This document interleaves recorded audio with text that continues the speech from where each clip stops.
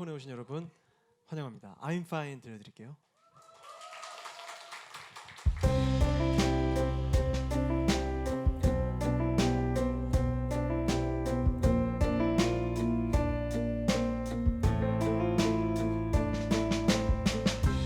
네가 골라준 옷이 아닌 아무런 옷을 입고 거울을 봐.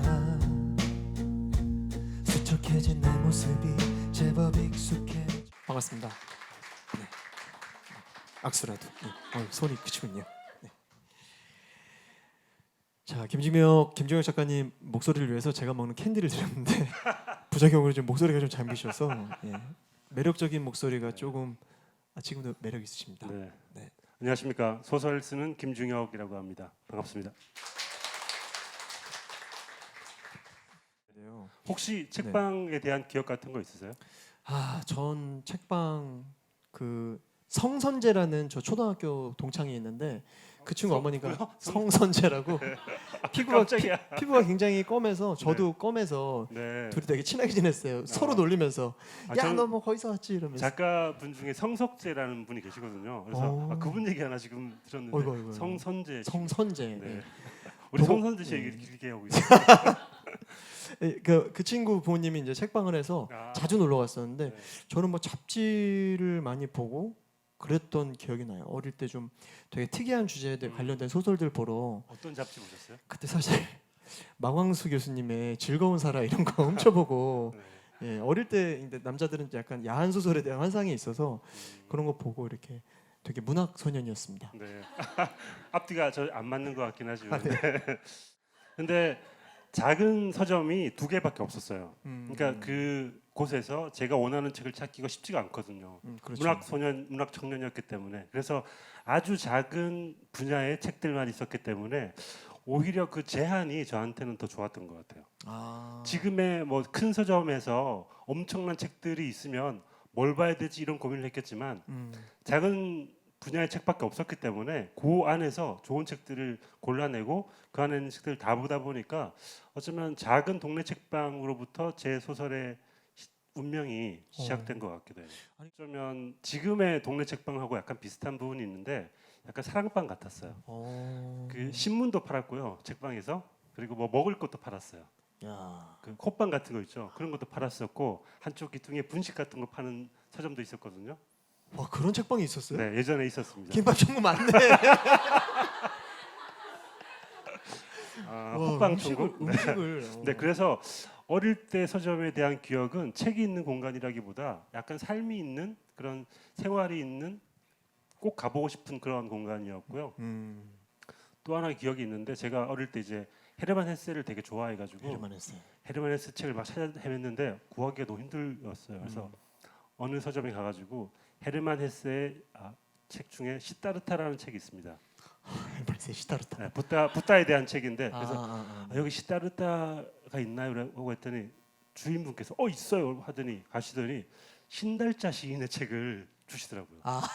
시타르타를 신달자로. 그러니까 어릴 때 많은 것들을 배우고 알고 싶은데 지역의 문화적 분위기는 그만큼 성숙하지 않아서 약간 늘 약간 큰 걸 동경하고 그랬던 것이 어쩌면 그 자극 같은 것이 지금의 작가를 만들어준 게 아닌가 싶더라고요. 그때 갈증이 그렇죠. 오히려 작가로서의 원동력이 되셨군요. 네. 축하드립니다. 네. 감사합니다. 그래서 본인 책 발견하시면 더 기쁘시겠어요. 그렇죠. 동네 책방이 주는 즐거움 중에 하나는 우연인 것 같거든요. 갔다가 의도하지 않게 내 책 옆에 누군가의 책이 있거나 사려고 했던 책 옆에 전혀 알지 못했던 책이 있을 경우에 뭐지 하고 보다가 우연히 알게 되는 책들이 있는데 말씀드린 것처럼 어릴 때 그런 기억 때문인지 큰 책방 가면 오히려 길을 잃게 되는 것 같아요. 뭘 사야 될지 모르겠고. 근데 동네 책방은 그냥 한눈에 다 들어오잖아요. 어디부터 어디까지가 어떤 책들인지. 그렇지. 그게 전 좋더라고요.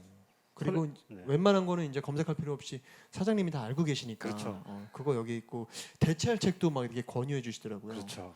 최근에 그 톰 소여의 몸을 갑자기 읽고 싶어가지고 서점에 간 적이 있는데 뭐 제가 원하는 출판사건 없고 이렇게 조그만 손바닥만한 책을 주시면서 이게 더 재밌다고 읽어보라고. 근데 내 생각에는 안 읽고 주신 것 같아요. 왜냐하면 책이 작아가지고 글씨가 잘 안 보이더라고요. 그래서 못 읽고 아마 축약판일 수도 있어요. 아 그런 것도 있고. 그 원문을 하면 너무 기니까 그 이야기들이 어릴 때는 그런 책들 많았거든요. 원문을 축약해가지고 아이들이 볼 수 있게 해준 그런 책들을 보고 그 소설 너무 재밌다라고 생각을 했는데 자라서 다시 보니까 너무 길고 지루한 그런 책들도 있죠.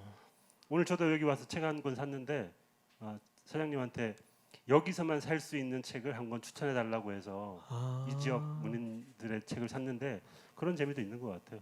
이 책방에서 책을 사셨나요? 네네네. 책도 구입이 가능하군요. 네. 예. 감사합니다. 네.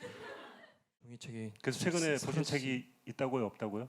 최근에 본 책은 없고요. 제가 네. 예전에도 그 페이스북 같은데 소개한 적이 많은 책이 있는데 그 파울로 코엘료 작가의 단문들을 모아놨던 흐르는 강물처럼이라는 책이 있었어요. 이렇게 편집본인데 거기에 되게 이렇게 짧은 글들이 많으니까 네. 제 책을 오래 못 읽는 저로서는 네. 짧게 읽고 감동받을 수 있는.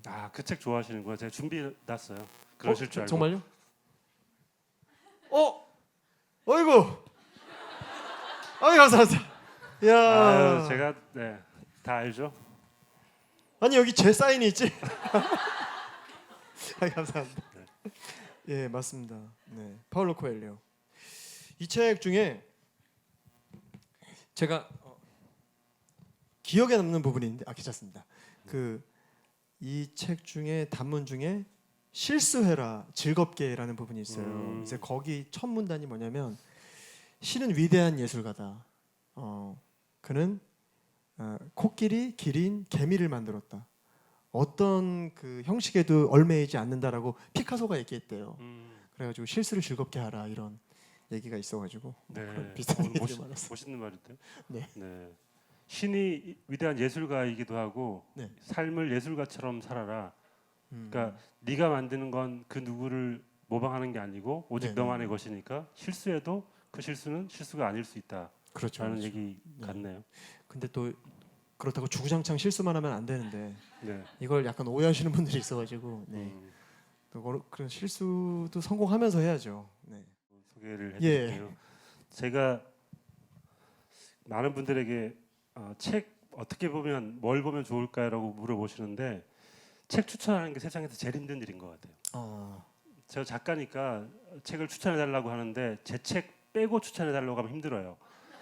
제 책은 늘 추천할 수 있는데 그래서 제가 그림책이라면 누구나 좋아할 수 있지 않을까라는 생각을 했는데 많은 분들이 그림책은 어릴 때 보는 책들이라고 생각을 하는데 사실은 그림책이야말로 위대한 장르가 결합되어 있는 시와 이야기와 현대 미술이 결합되어 있는 장르거든요. 작가님도 카툰이스트이시기도 하잖아요. 그렇죠. 여기서 카툰이스트라고 하면 제가 되게 부끄러워집니다. 이런 위대한 그림 앞에서 제가 그림을 그린다는 게 죄송합니다. 그림을 그린다는 게 되게 흥미롭고 재미있는 일이어서 이런 그림책 보는 거 좋아하는데요. 에즈라 제키츠의 눈 오는 날이라는 책이에요. 이분은 어느 나라 작가분이시죠? 미국 작가이시고요. 그리고 이 작가님은 굉장히 특이한 예쁘다 그림. 이력이 있으신데 이 보면 이제 그림책 하면 겨울이어서 제가 특히 이 책을 선택한 것도 있지만 이 에즈라 제키츠의 피터라는 인물이 있는데 이 인물이 보시면 아시겠지만